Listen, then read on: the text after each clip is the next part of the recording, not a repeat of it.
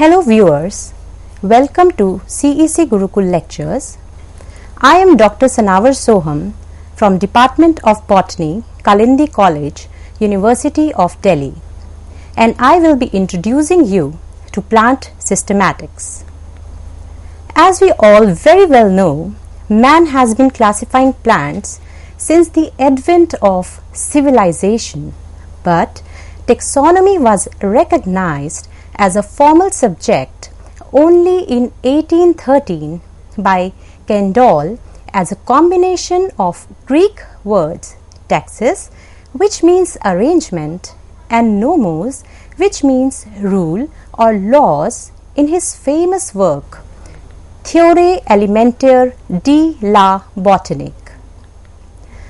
Systematics is basically concerned with classification of plants and arranging them into hierarchical order, starting from kingdom to the lower levels. Moving on to the understanding of classical taxonomy and biosystematics, the classical taxonomy, or also known as orthodox taxonomy, primarily deals with the operational procedures such as identification, nomenclature, and classification of species, whereas the experimental taxonomy or new systematics, also known as biosystematics, deals with the taxonomic study of organisms from the standpoint of populations rather than individuals and of the evolutionary process which occur within the populations. Whereas classical taxonomy relies on morphological and anatomical data along with geographical distribution of species, the information which are mostly gathered from the herbarium. The experimental taxonomy is largely concerned with genetical, cytological, ecological aspects of plants and involves study in the experimental gardens and in fields. However, these two fields are not opposing each other, but they are closely interacting, without either of which taxonomy is incomplete. Davis defined systematics as a science dealing with the study of classification, including its bases, principles, rules, and procedures. It is definitely a dynamic science in a sense that every day new information from different disciplines of science are added, which keeps taxonomists at work. The term systematics first appeared in the work of Linnaeus's Genera Plantarum in 1737. The systematics was defined by Simpson in 1861, and he defined systematics as a science, as a scientific study of kinds and diversity of organisms and of any and all relationships between them. We will move on to the objectives and aims of plant systematics. To prepare a scheme of classification that provides phonetic, natural, phylogenetic relationship among plants, the second important objective of plant systematics is to establish a suitable method for identification, nomenclature, and description of plant taxa. To create an understanding of the evolutionary process, another aim is to provide an inventory of plant taxa that suits local, regional, and continental needs.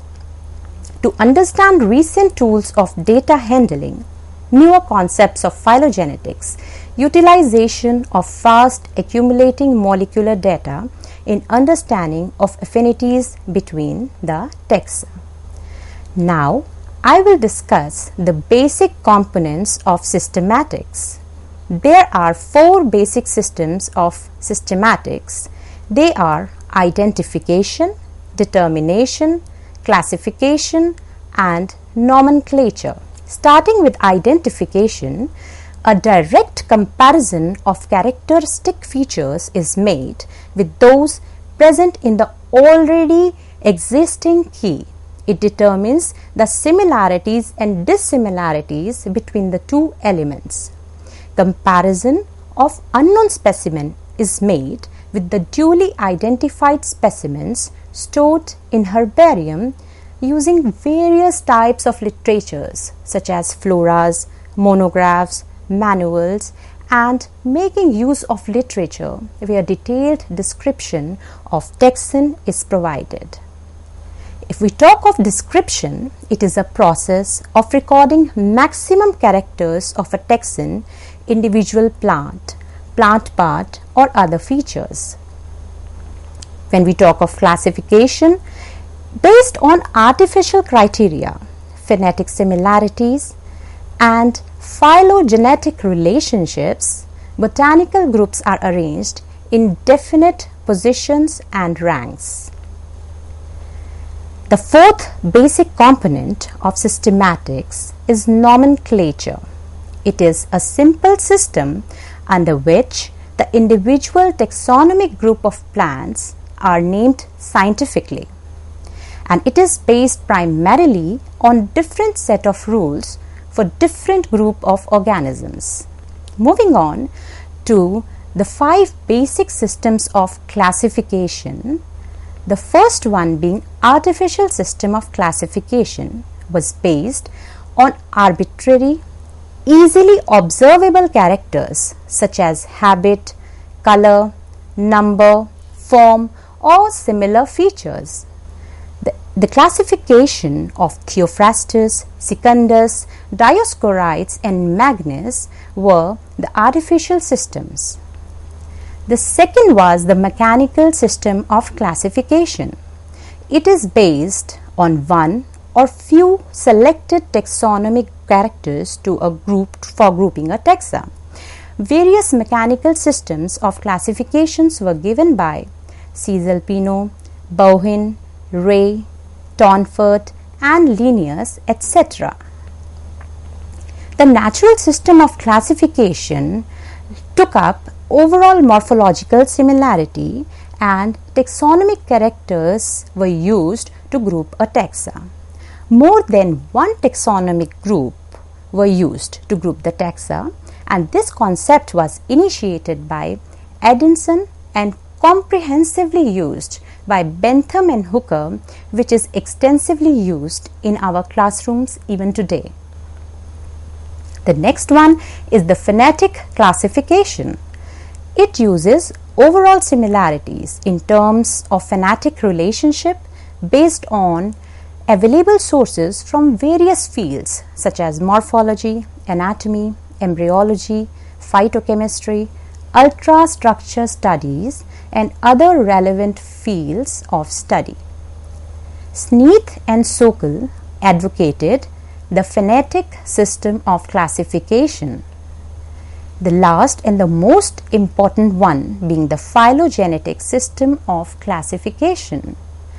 Till now, we have seen that all the 4 basic systems of classifications, they did not take into account the evolutionary aspect of an organism. So the phylogenetic system is based on the evolutionary descent of group of organisms. The relationship is depicted through a phylogram, a phylogenetic tree, or a cladogram. Engler and Prandtl system was phylogenetic system of classification. Before we move further, let's look into the historical aspects of plant systematics. Earlier than man could even read or write, that is prehistoric mankind, neither much was known about their botanical knowledge nor written records were there which were present of their activities. But it is clear that they knew with experience that which plants are edible and useful and others which are not. The pre-literate mankind also possessed some kinds of linguistic mechanisms for correct distinctions between different kinds of plants. Moving on to the age of Theophrastus, Secundus, Dioscorides and Parasar. Theophrastus is considered as father of botany. He was the greatest botanical writer. He was a student of Plato and Aristotle. He classified plants into 4 groups, namely herbs, subshrubs, shrubs and trees. He also distinguished between the non-flowering plants, that is cryptogams, and the flowering plants in detail, and certain names such as asparagus, narcissus, etc. are even used today. Secundus, known to the world as Pliny the Elder, wrote natural history in 37 volumes. The word stamen was first used by him. He described the biological, medicinal and agricultural aspects of plants known to the world up to his time in these volumes. Then Dioscorides compiled his work in Materia Medica. It described the medicinal aspects of about 600 species of plants. Parasar, an Indian scholar, wrote the book Vriksha Ayurveda, one of the earliest Indian works describing plants in a scientific manner.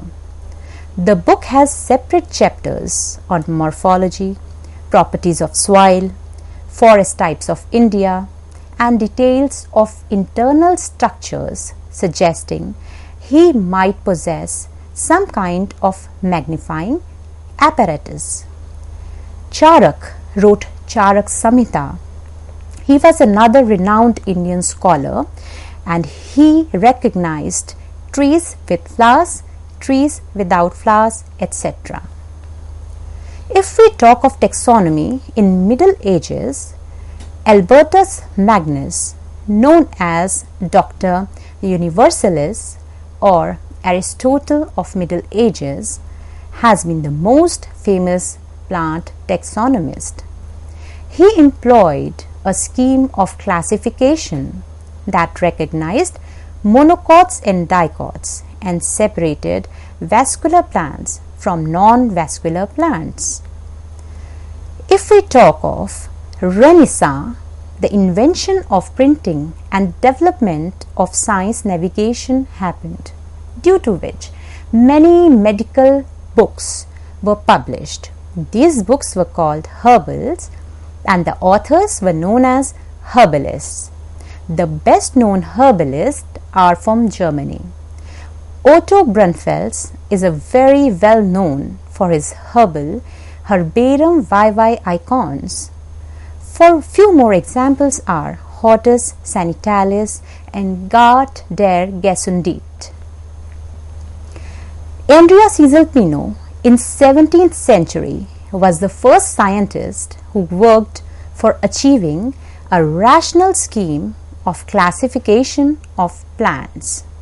Bohin compiled different kinds of plants known to science till then in a register called Pinax Theateri Botanici. John Ray is another great contributor of 17th century.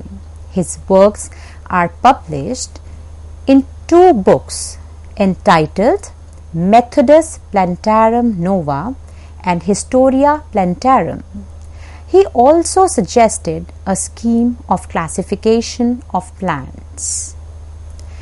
In 17th century, Joseph Bitton de Tournefort is another significant name in the field of taxonomy for his publications titled Institutionis Rei Herbariae. He arranged over 9,000 kinds of plants in about 700 genera, grouping them in a class. Then came the Linnean era. Carolus Linnaeus, also known as Carl Linnaeus, is considered as father of taxonomy. He is the creator of modern system of nomenclature and also creator of sexual system of classification, which was outlined in his publication Systema Naturae. He recognized 24 classes mainly on the basis of number, length, union and certain other characteristics of stamens. He established binomial system of nomenclature. Some of his best works are Hortus Cliffordsianus, Genera Plantarum and Species Plantarum, which he published in 1753. Though Linnaeus was the first one to establish a system of classification of plants based on reproductive parts, but several totally unrelated plants were classified together in his system of classification. I will give one example. Prunus was classified along with cactus just because it had same number of stamens. So Michael Adamson emphasized that no single character is intrinsically or naturally important than others. So an approach towards natural system of classification, then later came to be known as phonetic taxonomy, was emphasized by Adamson. The first scheme of classification based on natural characters was presented by Antoine Laurent de Jussieu in 1789. All four members of Jussieu family, Antoine, Bernard, Joseph and Antoine Laurent, made notable contributions to plant taxonomy.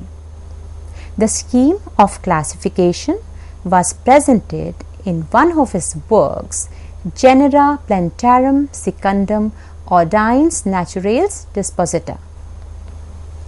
Another family of botanists was of A. P. D. Candolle that presented a new classification of plants in his book Theorie Elementaire.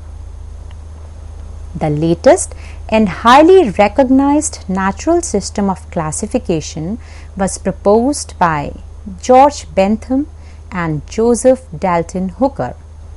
They classified plants strictly on the basis of natural scheme and presented in their book named Genera Plantarum. Now moving on to the phylogenetic approach, as I had already discussed in the lecture, phylogenetic approach also looks into the account of evolutionary aspects. So, Ehrlicher and A. W. Eichler were the first ones to start working along this line of thought. They proposed phylogenetic systems of classifications of plants, and their schemes were later modified by Engler and Prantl. Their monumental work was published in several volumes in Die Naturlichen Pflanzen Familien between 1887 to 1915. John Hutchinson also suggested a widely recognized phylogenetic system of classification that he published in 2 volumes of his well-known book, The Families of Flowering Plants. He classified flowering plants on the basis of 24 general principles. Now moving on to the contemporary phylogenetic systems, a number of contemporary workers are involved in improving schemes of classification based on new information from various sources. Recent data from paleobotany, phytochemistry, ultrastructure studies, and improved techniques of numerical analysis of available data has helped in developing classifications that have several features in common. The 4 major systems of classifications that have been published are by Armand Takhtajan, Arthur Conquest, Rolf Dahlgren and Thorne. According to Armand Takhtajan, the angiosperms are monophyletic and have evolved from some very ancient group of gymnosperms. He divided the angiosperms into two classes, Magnoliopsida, which is equivalent to dicotyledons, and Liliopsida, which is equivalent to monocotyledons. During the last few decades, the angiosperm phylogeny group has been working towards realization of monophyletic groups. If we talk of APG system, it is the first version of modern, mostly molecular based system of plant taxonomy. It was published for the first time in 1998 by Angiosperm Phylogeny Group. It was then replaced by the improved version, that is APG2 in 2003 and APG3 system in 2009. The APG4 system was established in 2016. The system is rather controversial in its decision at family level, splitting of long established families and merging some other families. No botanical names are above the level of order in this system, that is, an order is the highest rank. Higher groups are defined only as clades with names such as monocots, eudicots, rosettes and asterids.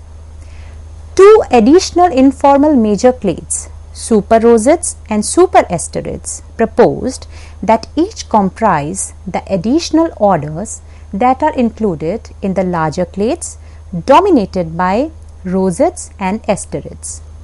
Two parasitic families formerly of uncertain position are now placed very well, Cynomoriaceae in Saxifragales and Apodentheaceae in Cucurbitales. So, I would conclude my lecture by telling that the new system that is generated just during last 20 years, primarily based on the molecular data, has been a breakthrough in the field of plant systematics. But in my opinion, classifications based on morphology should be continued for herbarium classification, and for theoretical discussion on phylogeny and evolution, the APG system can be adopted. Thank you very much.